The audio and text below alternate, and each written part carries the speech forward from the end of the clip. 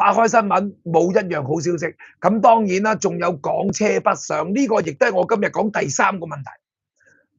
前晚即係話應該尋日朝頭早，臨天光4點幾，一架港車北上翻落嚟，67歲嘅男事主載住佢太太62歲，佢兩個翻到嚟香港，去到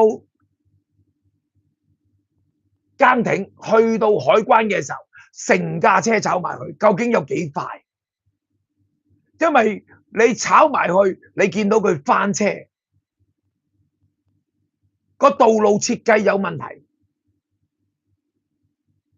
各樣嘢都有問題。其實港珠澳大橋就係問題。第一，一死一傷。我哋唔好講電動車先，我講港珠澳大橋。第一，路牌唔清晰。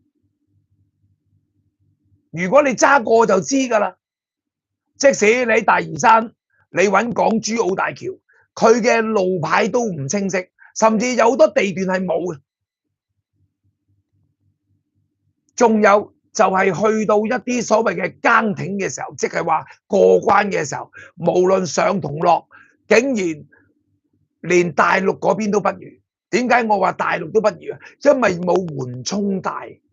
所謂嘅緩衝帶就係你去到嗰度有啲路駁，或者高少少，或者某程度上有啲黃色嘅緩衝線。港珠澳大橋香港呢邊同大陸嗰邊唔同。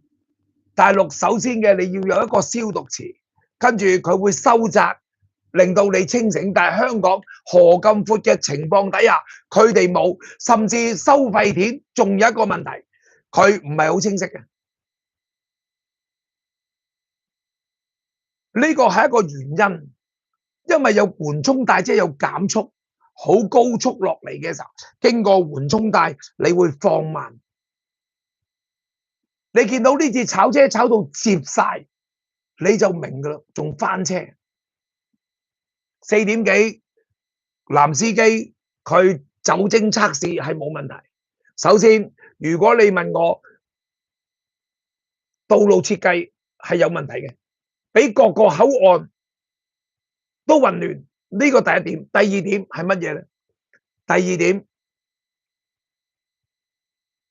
就係 SUV 呢架咁嘅國產電動車，係2023年當時我哋香港可以用油渣車1換1退稅，可以買平車24萬幾 ，SUV 高配版嘅就係26萬幾，吸引大陸人，唔係，對唔住，吸引香港人買電動車。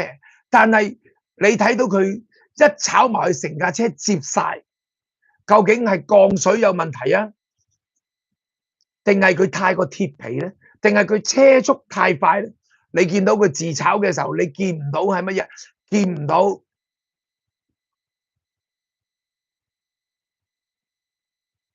嗰個邊防係有問題，冇造成咗海關同邊防人員，即係人民入境事務處人員嘅傷害。但係你架車真係爛晒，咁究竟佢哋嘅降水，佢哋嘅配置適唔適合？第三，呢種電動車一般嚟講有電動導航，個制動系統甚至好多嘅係可以電腦駕駛，唔需要人手嘅，佢會自動停嘅。佢只要掃描到前面有嘅就係一啲所謂嘅建築物嘅時候，佢哋會收慢甚至停車。但係喺呢架車度完全感受唔到，直接炒埋去翻車。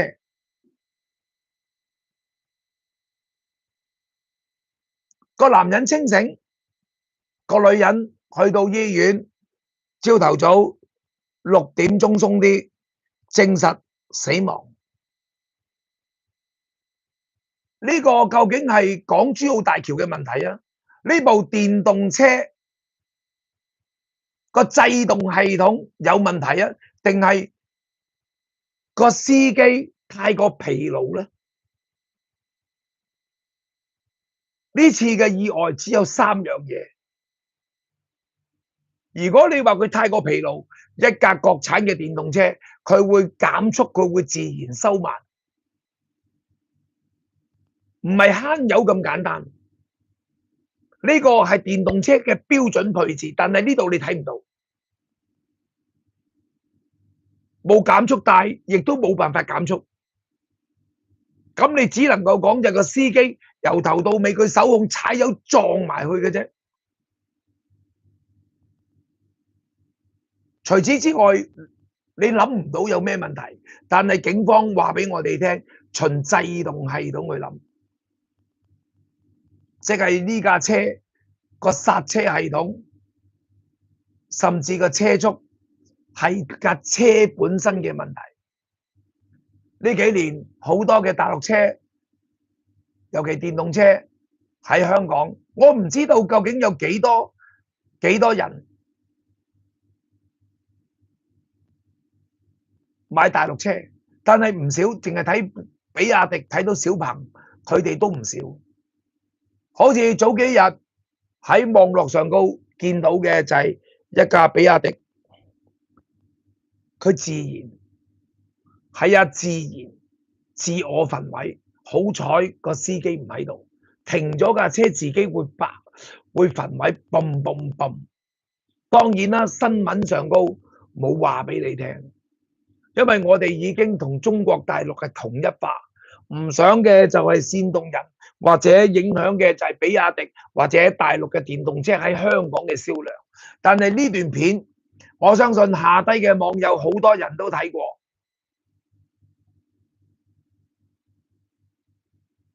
自從我哋開放咗邊境，我哋開放咗中國嘅產品可以暢通無阻咁喺香港售賣。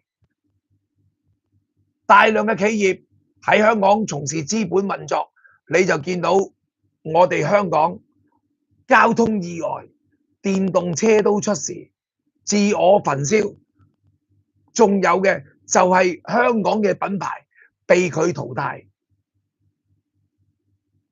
而淘汰佢嗰啲就係差偽劣嘅產品，而亦都因為咁樣令到好多香港人貪平，走返大陸。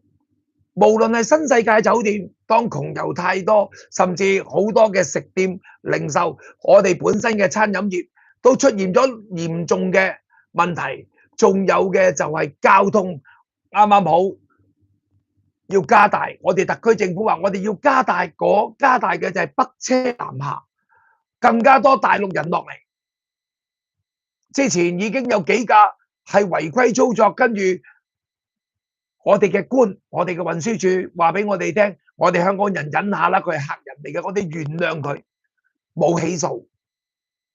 但係你唔原諒，你原諒佢，你冇起訴佢，會唔會佢哋揸車不當同對香港嘅道路環境唔認識，造成咗交通意外，直接咁樣令到香港人有生命嘅威脅呢？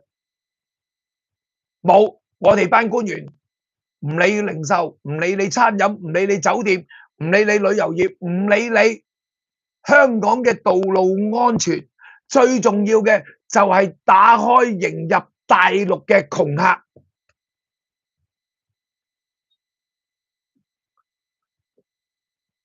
好得人驚，係咪啊？好離譜！今日咧，我希望咧每一日我都會抽時間同大家講香港新聞咧，講人治講。逢星期一至五咧，除非有突發，咁我希望星期六日咧就有半日假休息。咁咧，我會喺9號星期六咧，我會離開香港放幾日假。咁咧就正常嘅節目我做，但係我翻嚟嘅時候咧，應該都係我哋幾條頻嘅改革嘅時候，因為咧我揾咗兩個朋友，兩個當然係有識之士，一個係 IT 人，一個係一啲博士。佢哋會加入我哋，幫我哋做一啲文字稿，做一啲聲音嘅故事。佢哋會喺呢度，而我大肥就會主力咁樣喺幾條頻嗰度營運。未來嘅重點將會擺喺港人治港。希望今日樓下嗰200人睇我做直播，覺得大肥做得唔錯嘅話，先訂閱後俾 like， 可以分享出去。當然啦，唔介意你，因為我哋 Patreon 會員專享係通嘅，即係話你呢度加入嘅話，其實都係大肥看天下或者八八卦卦。希望創作不易，希望大肥亦都有能力喺60幾歲人之後，仲可以做得更好。多謝大家，節目做到呢度，同大家講聲拜拜。